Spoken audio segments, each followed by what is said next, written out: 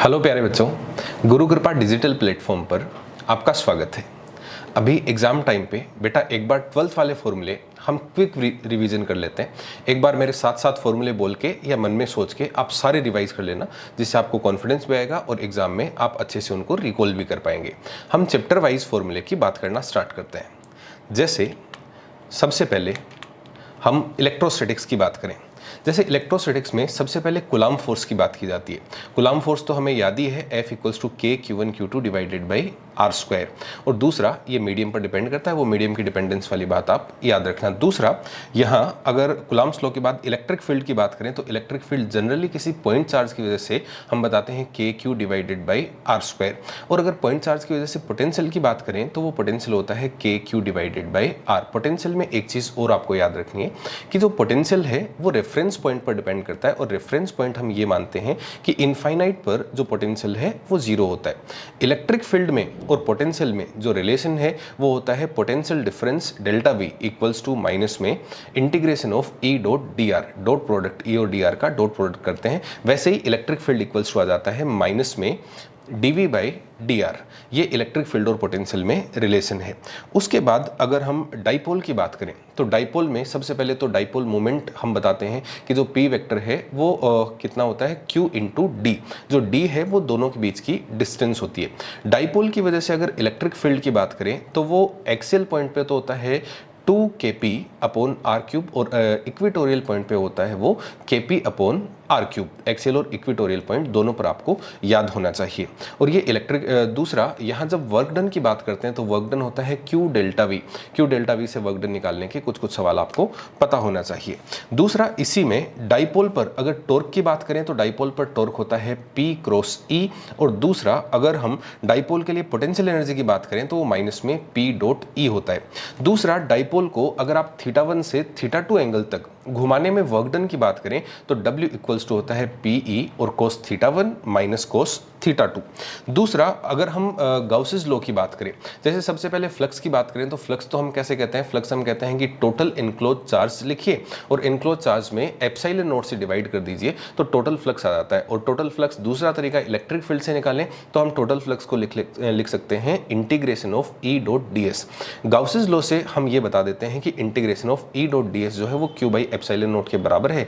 यहाँ से आप जो है वो इलेक्ट्रिक फील्ड की इंटेंसिटी अलग अलग पॉइंट्स पर अगर आपको गिवन चार्ज डिस्ट्रीब्यूशन के लिए निकालनी हो तो आप निकाल सकते हैं।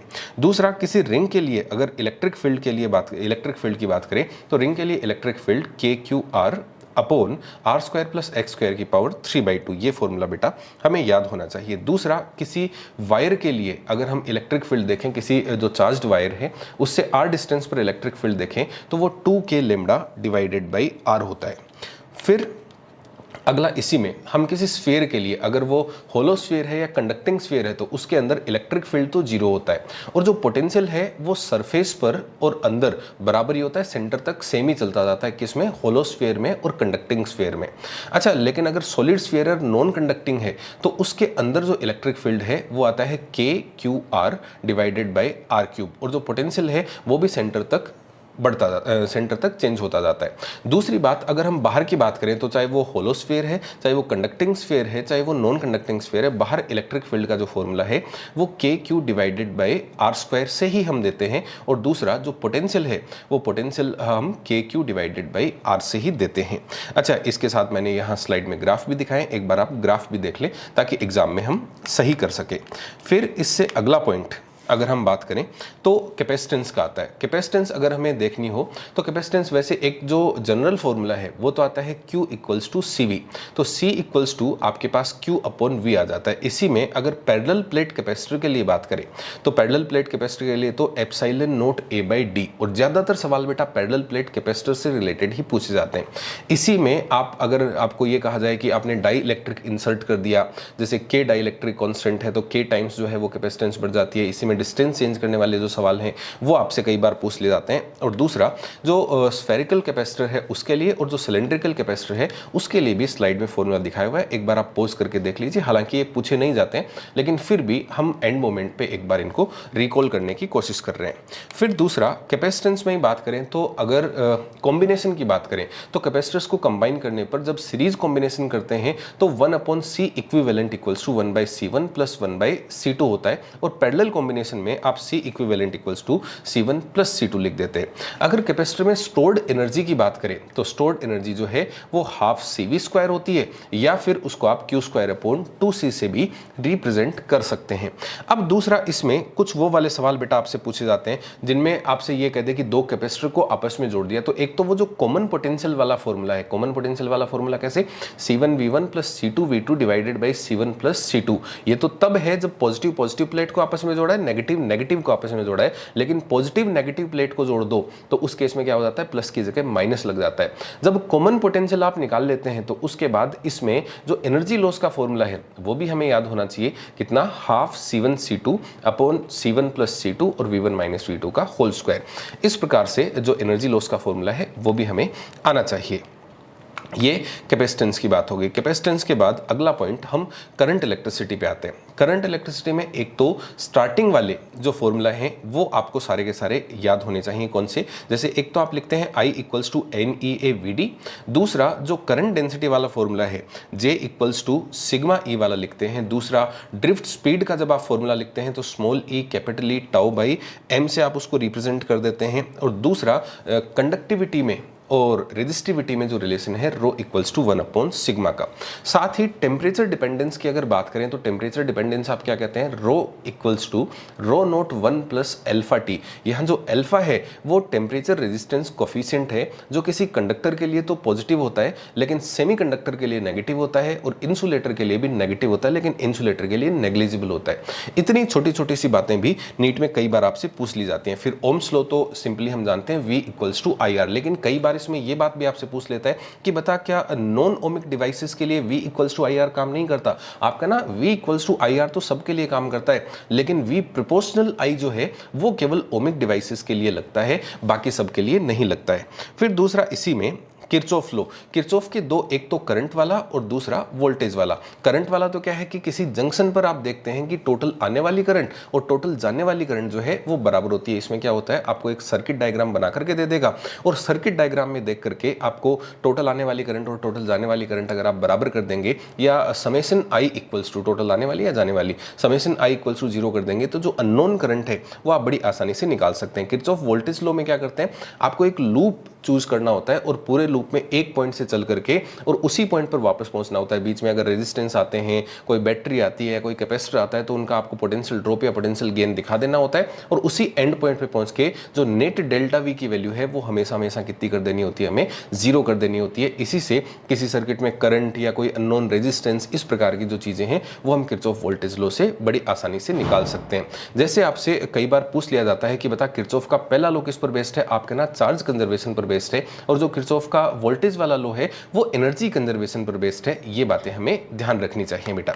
फिर दूसरा अगला पॉइंट इसी में अगर हम देखें तो अगले पॉइंट में इक्विवेलेंट रेजिस्टेंस की बात करें तो इक्विवेलेंट रेजिस्टेंस तो हम सिंपली निकाल सकते हैं कि अगर सीरीज कॉम्बिनेशन है तो हम R1 प्लस R2 कर देते हैं, और अगर पैरेलल कॉम्बिनेशन है तो 1/R equivalent equals to 1/R1 plus 1/R2 किया जाता है। और दूसरा इसी में व्हीटस्टोन ब्रिज के सवाल आते हैं। अगर कोई बैलेंस्ड व्हीटस्टोन ब्रिज है तो व्हीटस्टोन ब्रिज में हम क्या कहते हैं कि इधर वाला R1/R2 और इधर वाला R3/R4 दोनों का जो रेशियो है वो सेम होना चाहिए, और जब दोनों का रेशियो सेम होता है तो बीच में जो गैल्वेनोमीटर लगा है उसमें कोई करंट कभी भी फ्लो नहीं होती है। दूसरा इलेक्ट्रिकल पावर की अगर बात करें तो पावर के कई फॉर्मूले आप बता सकते हैं, जैसे I²R बता सकते हैं, V²/R बता सकते हैं, और V इंटू I बता सकते हैं। तो पावर के फॉर्मूले भी आपको याद होने चाहिए। इसी में सवाल हालांकि कैपेसिटर की चार्जिंग डिस्चार्जिंग का पूछा तो नहीं जाता, लेकिन फिर भी चार्जिंग डिस्चार्जिंग का एक इक्वेशन अगर आप याद रखेंगे तो अगर सवाल आ भी जाता है तो आसानी से कर पाएंगे।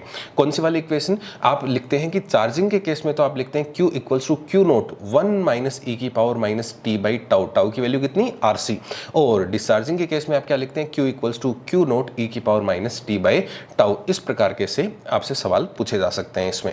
फिर दूसरा इसी में मैग्नेटिक इफेक्ट ऑफ करंट अगला पॉइंट आपके पास आता है। मैग्नेटिक इफेक्ट ऑफ करंट में सबसे पहले तो जो बायो-सावर्ट लॉ है, बायो-सावर्ट लॉ का जो डायरेक्ट फॉर्मूला है वो आपको याद होना चाहिए कि बायो-सावर्ट लॉ से जो है वो मैग्नेटिक फील्ड कैसे निकाल सकते हैं। ये फॉर्मूला हमने स्लाइड में दिया हुआ है, उसको देख करके आप किसी इनफाइनाइट लॉन्ग वायर के लिए जब आप कैलकुलेट करते हैं तो वो तो आता है म्यू नॉट आई अपॉन 2πr।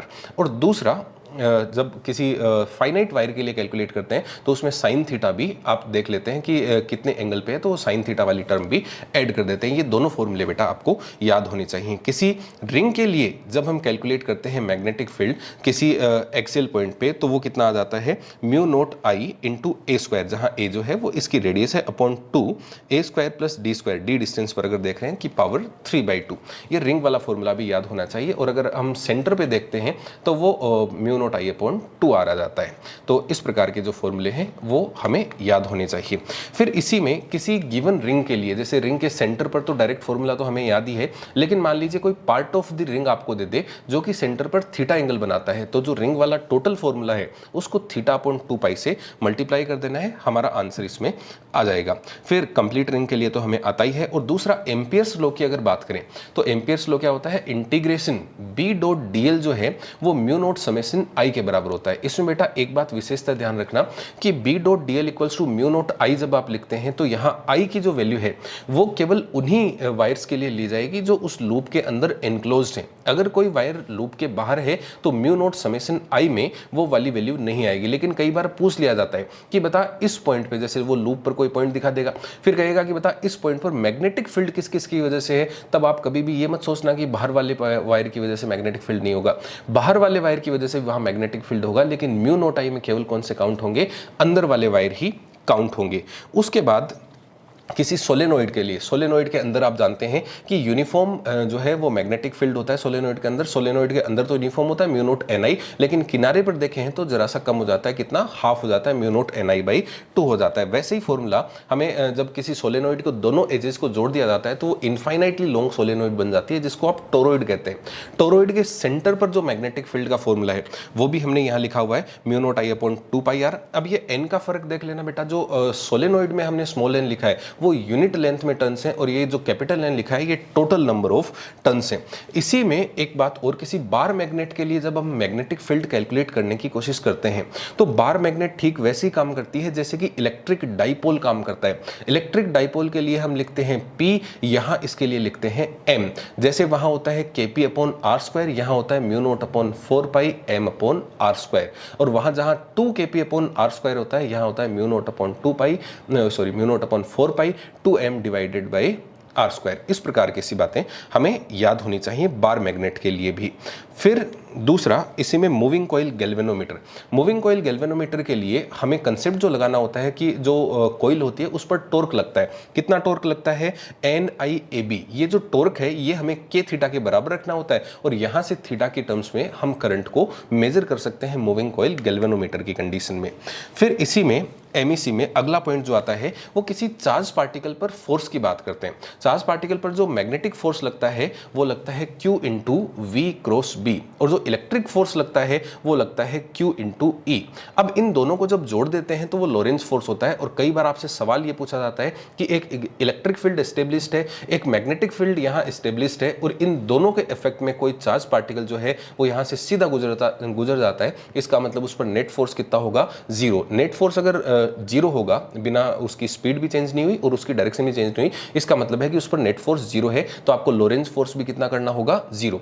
अनडेविएटेड गुजरने के लिए उस कंडीशन में हो सकता है इलेक्ट्रिक फील्ड फोर्स लगा करके उसको स्पीड अप या स्पीड डाउन कर रहा हो, लेकिन मैग्नेटिक फोर्स 0 होने की वजह से वो अपनी डायरेक्शन चेंज करेगा नहीं। और कई कंडीशन हमने कई बार DTS में भी ऐसे सवाल दिए कि बता कौन कौन सी कंडीशन है जिनमें वो अनडेविएटेड यहां से गुजर जाता है। इस प्रकार की छोटी छोटी सी बातें हम करते हैं। दूसरा, मैग्नेटिक फील्ड में जब किसी चार्ज पार्टिकल को हम प्रोजेक्ट करते हैं तो मैग्नेटिक फील्ड में उस चार्ज पार्टिकल की जो रेडियस है वो कितनी होगी रिवॉल्व करने के लिए, तो mv अपॉन QB, और दूसरा जो है वो time period 2π m upon QB हम बताते हैं। और दूसरा हम कहते हैं कि जब 90 डिग्री पर जाता है तो वो सर्कुलर पाथ पे घूमता है, लेकिन अदर देन 90, जब 0 पे जाएगा तो वो फोर्स ही नहीं लगेगा, अनडेविएटेड चला जाएगा। लेकिन 0 और 90 के अलावा अगर वो किसी एंगल पर जाता है तो वो फिर हेलिकल पाथ पर चलता है, जिसकी पिच भी हमें पता होनी चाहिए। फिर इसी में अगला पॉइंट हमारे पास किसी वायर पर अगर फोर्स की बात करें तो हम I into L into B force बता देते हैं, और I इंटू ए जो है वो मैग्नेटिक मोमेंट होता है किसी कोइल के लिए। कोइल के लिए अगर मैग्नेटिक मोमेंट की बात करें M, तो वो I इंटू ए होता है। और उसी के लिए अगर हम टॉर्क की बात करें तो वो M क्रॉस B होता है, जैसे कि मैंने बताया था ना, इलेक्ट्रिक डाइपोल से आप रिलेट कर सकते हैं इसको। तो वैसे ही अगर हम टॉर्क की बात करें तो वो M क्रॉस B होता है, लेकिन अगर पोटेंशियल एनर्जी की बात करें तो वो माइनस में m डॉट बी होता है। इतनी बातें आपको एमईसी में बेटा याद रखनी है। ये सारे फॉर्मूले एक बार याद करके जाएंगे, बड़ी आसानी से हमारा काम चल जाएगा। एमईसी के बाद अगला पॉइंट हमारे पास आता है ईएमआई। ईएमआई में डायरेक्ट फॉर्मूला बेस्ड सवाल हमसे पूछे जाते हैं। फॉर्मूला बेस्ड कौन कौन से सवाल पूछे जाते हैं? एक तो ईएमएफ के लिए सिंपल सी बात हमसे पूछी जाती है कि बता ईएमएफ क्या है। ईएमएफ इक्वल्स टू हम डायरेक्टली लिख देते हैं माइनस में D phi divided by D T. अब ये ईएमएफ चेंज कैसे होता है? हो सकता है कि जो फाई है वो आप लिखते हैं बी इंटू ए। तो अगर मैग्नेटिक फील्ड कांस्टेंट है तो हो सकता है एरिया चेंज हो, तो आप लिख सकते हैं B into d A by D t. Area constant है, मैग्नेटिक फील्ड बदल रहा है, तो आप लिख सकते हैं A into d B by D t. या फिर कभी कभी क्या होता है कि हम कॉइल को रोटेट कर रहे होते हैं, रोटेट करने के केस में भी जो है वो ईएमएफ जनरेट होता है। दूसरा, किसी रोड के लिए, किसी रोड को जब मैग्नेटिक फील्ड में चलाते हैं तो कब तो ईएमएफ इंड्यूस होगा और कब नहीं होगा, ये याद रखना कि अगर वो मैग्नेटिक फील्ड लाइंस को काटते हुए चल रही है तो ईएमएफ इंड्यूस होगा, और मैग्नेटिक फील्ड लाइंस को नहीं काट पा रही है, उनके पैरेलली चलती जा रही है, इसका मतलब ईएमएफ इंड्यूस नहीं होगा। इसके बारे में एक और मिसकंसेप्शन बेटा ध्यान रखना कि कई बार पूछ लिया जाता है कि एक इंसुलेटर है, जैसे कोई लकड़ी की रोड है और लकड़ी की रोड जो है वो मैग्नेटिक फील्ड में परपेंडिकुलर चल रही है, तो बता ईएमएफ इंड्यूस होगा कि नहीं होगा?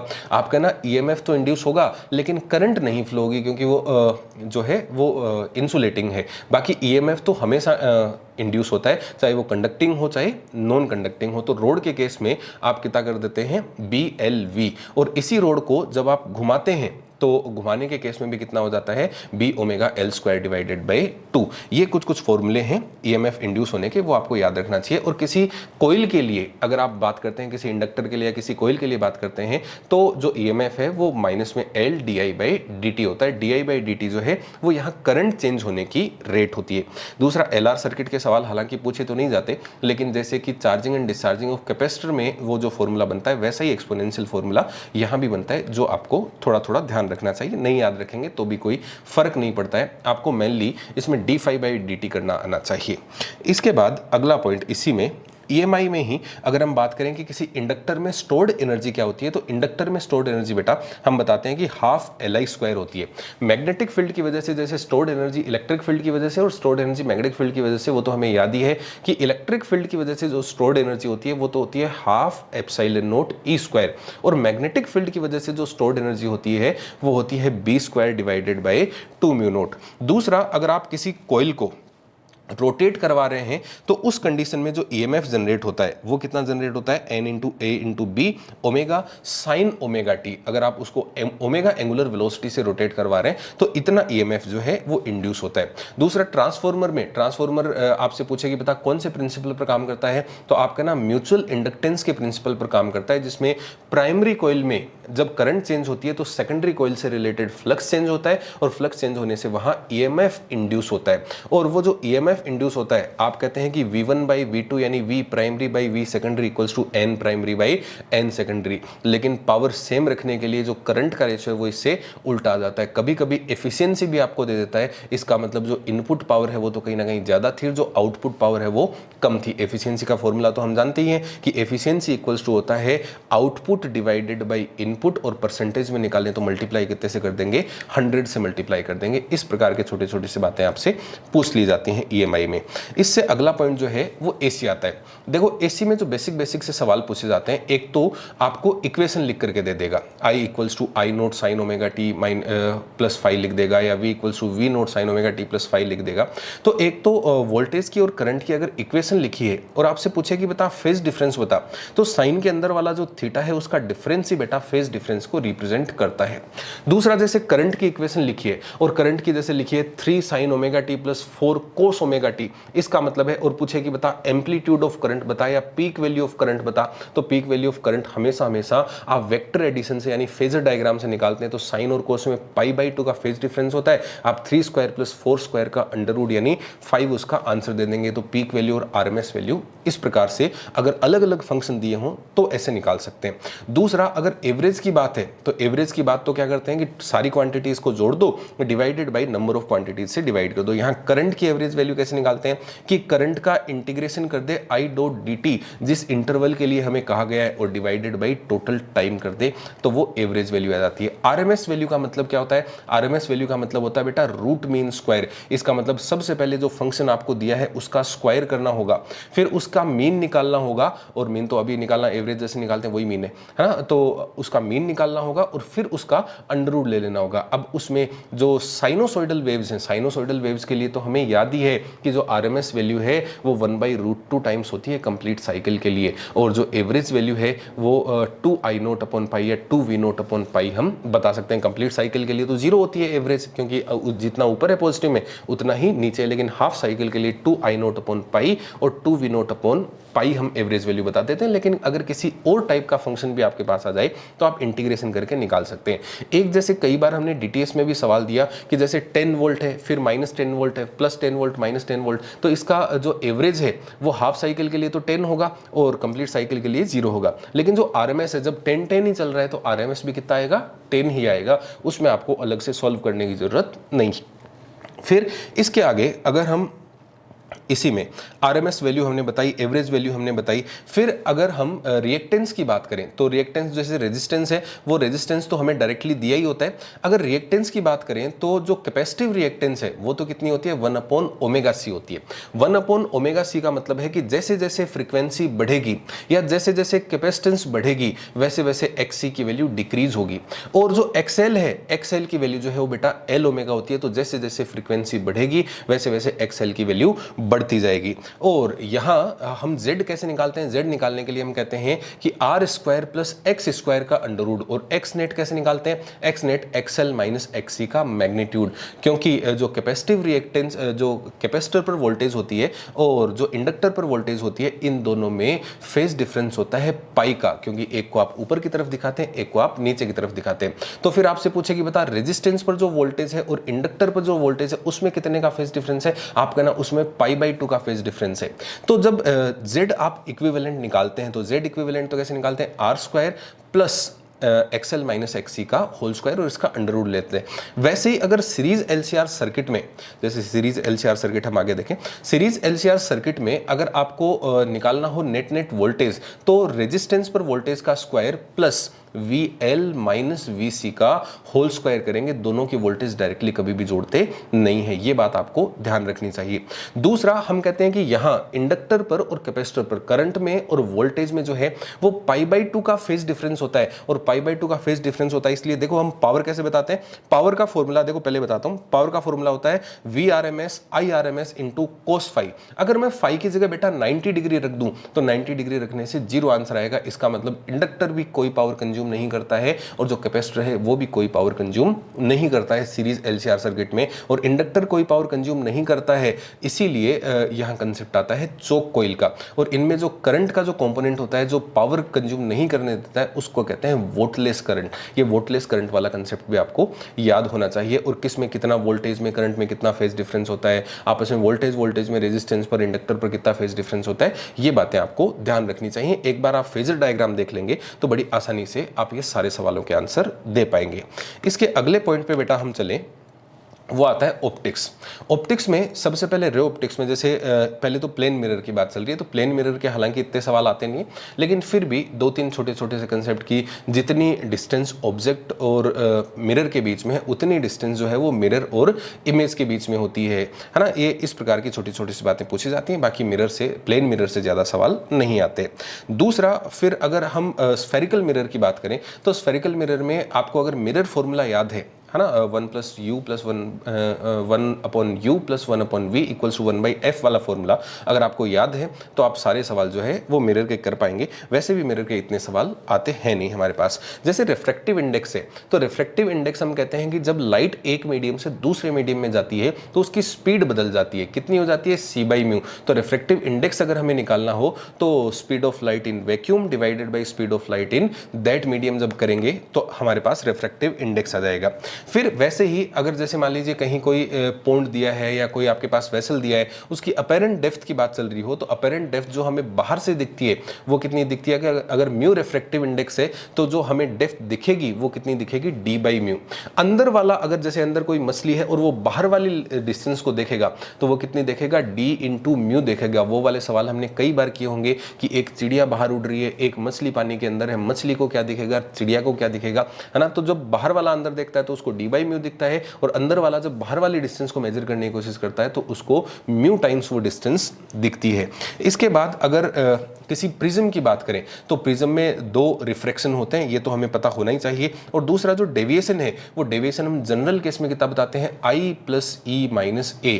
आई जो है वो इंसिडेंस एंगल होता है, ई जो है वो इमरजेंस एंगल होता है, ए जो है वो एंगल ऑफ प्रिज्म होता है। दूसरा डेविएशन का म्यू के साथ जो रिलेशन है वो mu equals to sine a plus del minimum, minimum delta लेना है इसमें, a plus del minimum by 2 divided by sine a/2। इससे रिलेटेड भी कई सवाल आ जाते हैं, जैसे मॉड्यूल में भी एक दो सवाल लिखे हैं कि म्यू की वैल्यू कोट a/2 हो तो इसके बराबर रखना होता है, कोसेक a/2 हो तो इसके बराबर वो वाला फॉर्मूला रखना होता है। और दूसरा किसी थिन प्रिज्म के लिए बात करें तो a इंटू μ-1 जो है वो डेविएशन आता है।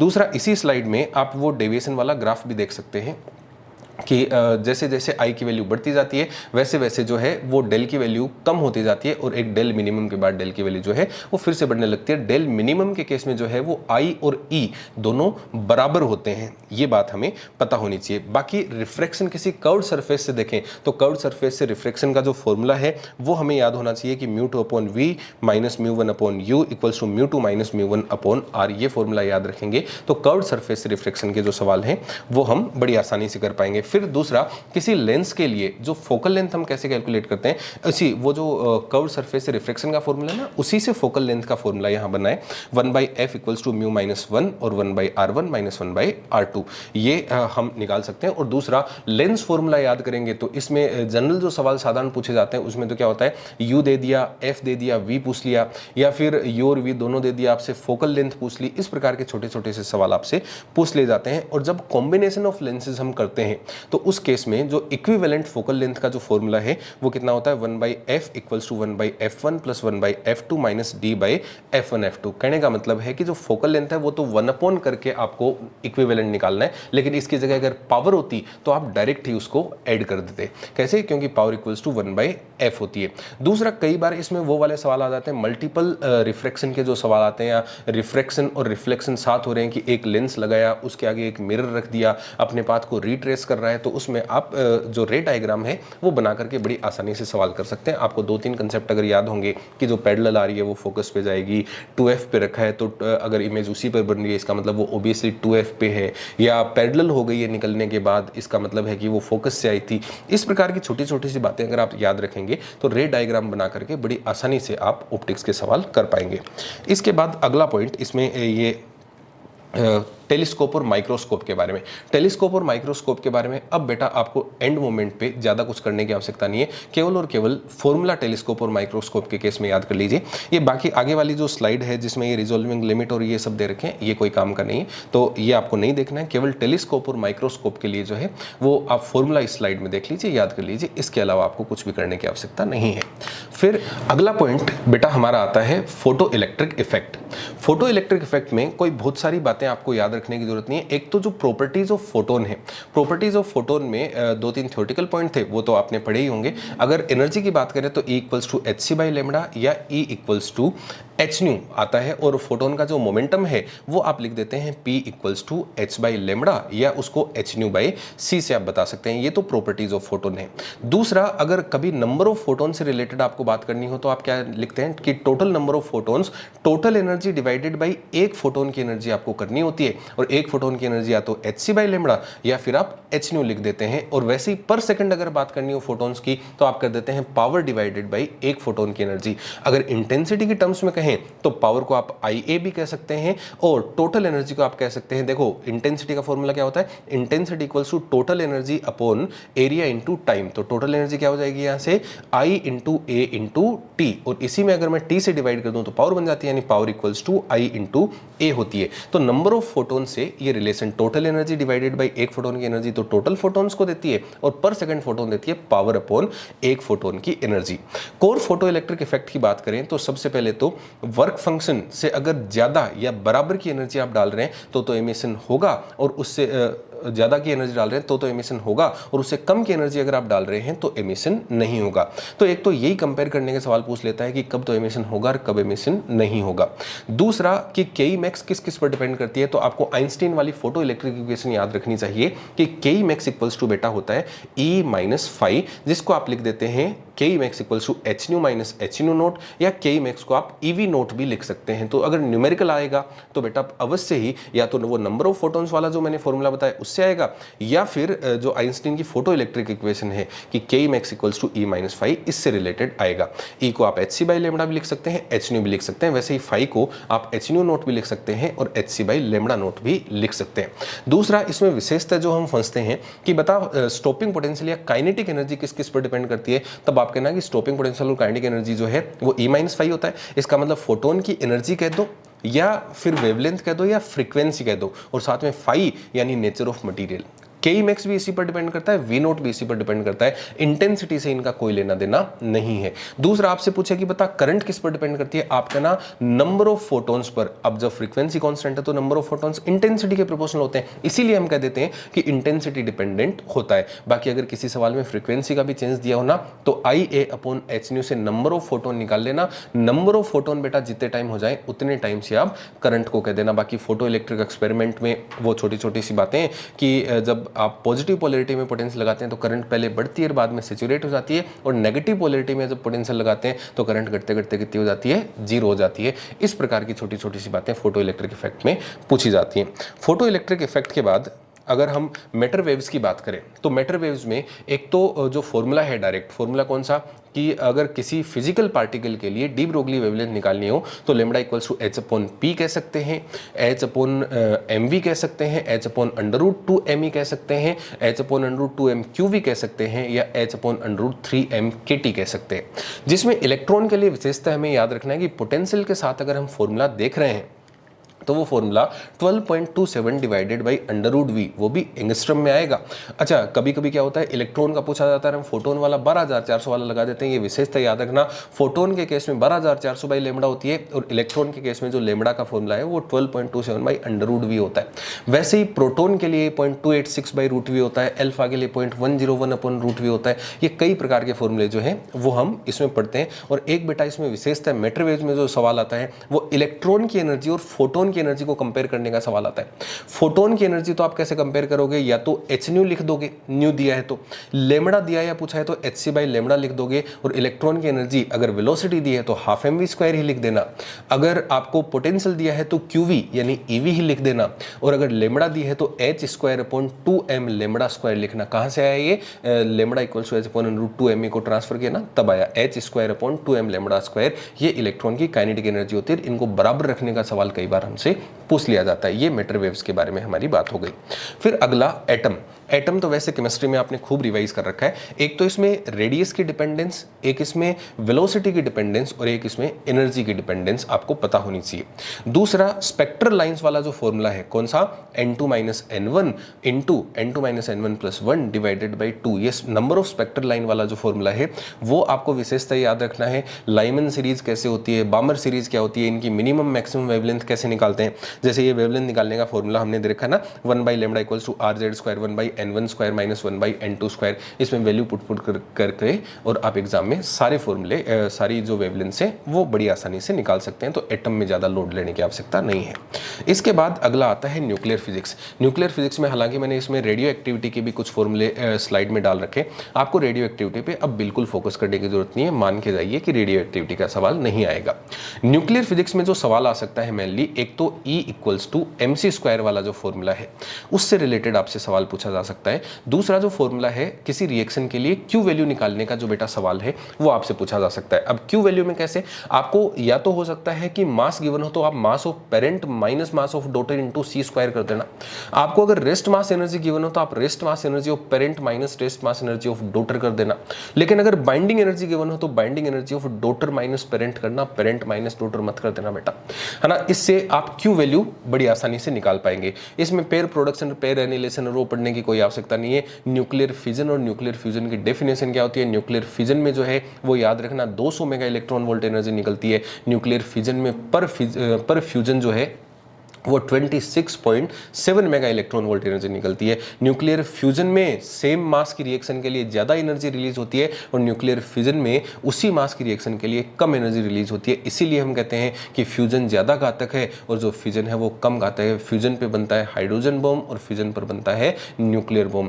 कई बार तो इतना सा सवाल पूछ लिया जाता है कि बता न्यूक्लियर रिएक्टर क्या काम करता है। आपका ना न्यूक्लियर एनर्जी को इलेक्ट्रिक एनर्जी में कन्वर्ट करने का जो काम है वो न्यूक्लियर रिएक्टर करता है। और न्यूक्लियर फोर्स के, बाइंडिंग एनर्जी के, ये छोटे छोटे से सवाल आपसे इसमें पूछे जा सकते हैं। जैसे पूछेगी बता पर न्यूक्लियर बाइंडिंग एनर्जी कैसे निकालें, तो आप सबसे पहले थ्योरेटिकल मास निकालेंगे Z into mass of proton plus A minus Z into mass of neutron. इसमें से एक्सपेरिमेंटल मास माइनस कर देंगे, ये डेल्टा M आ गया, c² से मल्टीप्लाई करेंगे, बाइंडिंग एनर्जी बन गया और इसी में डिवाइड करेंगे A से, तो पर न्यूक्लियन बाइंडिंग एनर्जी बन गया। और जो पर न्यूक्लियन बाइंडिंग एनर्जी है वही किसी न्यूक्लियस के लिए उसकी स्टेबिलिटी का मेजरमेंट होता है बेटा। ये इतनी सी बातें आप ध्यान रखेंगे, सारे सवाल बड़ी आसानी से सही कर देंगे। अब मेन कॉन्फिडेंस ये सारे फॉर्मूले रिवाइज ने बेटा आपके। इसके बाद अगला इलेक्ट्रॉनिक्स पे आए। इलेक्ट्रॉनिक्स में देखो स्टार्टिंग वाला जो पोर्शन है उसमें तो एन टाइप सेमीकंडक्टर, इसमें फॉर्मूला तो कोई है ही नहीं। इलेक्ट्रॉनिक्स में ज्यादातर थ्योरेटिकल सवाल ही पूछे जाते हैं। तो जो स्टार्टिंग वाला पोर्शन है उसमें तो सेमीकंडक्टर क्या होता है, एक वो Ne इंटू NH=Ni² वाला फॉर्मूला आप याद रखना कि कभी Ne यानी इलेक्ट्रॉन की कंसंट्रेशन और Ni यानी इंट्रिंसिक कंसंट्रेशन देख के आपको होल पूछ लेगा और कभी होल की देख के आपको इलेक्ट्रॉन की पूछ लेगा। एक सवाल यहाँ I=NeA/Vd से रिलेटेड बनते हैं और दूसरा रेक्टिफायर, हाफ वेव रेक्टिफायर के लिए अगर बात करें तो आप कहना कि हाफ वेव रेक्टिफायर में पीक वैल्यू तो सेम होती है, जो RMS वैल्यू है वो I0/2 और V0/2 होती है, जो DC वैल्यू यानी जिसको एवरेज वैल्यू कहते हैं वो I0/π और V0/π होती है। इस प्रकार के, और इसकी जो एफिशिएंसी है वो मैक्सिमम कितनी हो सकती है, 40.6% हो सकती है। ये आप याद रखना हाफ वेव रेक्टिफायर में। फुल वेव रेक्टिफायर में आप देखें तो एफिशिएंसी तो हो सकती है 81.2%। इसमें RMS वैल्यू की बात करें तो I0/√2 और V0/√2 होती है, और अगर DC वैल्यू यानी एवरेज वैल्यू की बात करें तो वो होती है 2V0/π 2 I0/π। ये हाफ वेव और फुल वेव रेक्टिफायर में बेटा डिफरेंस आप याद रखना। कई बार LED के लिए पूछा जाता है कि बता LED में मटेरियल कौन सा यूज किया जाता है, तो आप कहना सिलिकॉन जर्मेनियम यूज नहीं करते हैं क्योंकि उनके लिए डेल्टा Eg कम होता है। इसमें गैलियम आर्सेनाइड, फॉस्फाइड या गैलियम आर्सेनाइड यूज करते हैं। इस प्रकार की सी बातें आपको बता देने। बाकी तो ये इलेक्ट्रॉनिक्स वाला जो पोर्सन है वो थ्योरेटिकल पोर्सन है। लॉजिक गेट से रिलेटेड भी जो लॉजिक गेट है उसमें कोई फॉर्मूला तो है नहीं। अच्छा, EM वेव की अगर लास्ट में हम चलत में साथ साथ ही बात कर लेते हैं। EM वेव में अगर हम कहें, EM वेव की स्लाइड नहीं है, EM वेव में दो तीन बातें। एक तो वेव थ्योरी का जो रिवीजन आपने किया वहां से तो direction of propagation, lambda, velocity, ये सब आप बता सकते हैं। E0/B0 = C होता है। E×B जो है वो दिखाता है वेव प्रोपगेशन की डायरेक्शन को। यहाँ इलेक्ट्रिक फील्ड, मैग्नेटिक फील्ड और डायरेक्शन ऑफ प्रोपगेशन जो है वो तीनों आपस में परपेंडिकुलर होते हैं। E×B तो वेव प्रोपगेशन की डायरेक्शन आनी चाहिए और E.B हमेशा हमेशा क्या होना चाहिए, 0 होना चाहिए। इस प्रकार की बातें। दूसरा, C की वैल्यू 1/√μ0 होती है। किसी मीडियम में जाएं तो वो हो जाती है V =C/√μr/ε। दोनों में से जो दिया हो उसकी वैल्यू रख देना, जो नहीं दिया हो उसकी वैल्यू कितनी मान लेना, 1 मान लेना। इस प्रकार की छोटी छोटी सी बातें EM वेव में भी आपसे पूछी जाती हैं। बाकी सारे फॉर्मूले बेटा आपने रिवाइज किए हुए हैं, सारा रिवीजन बढ़िया किया हुआ है। सबको एक बार फिर से ऑल द बेस्ट, अच्छा पेपर करके आए। सारा फॉर्मूला आपको एग्जाम में रिवाइज हो जाए, रिकॉल हो जाएगा और सबको एक बार फिर से ऑल द बेस्ट।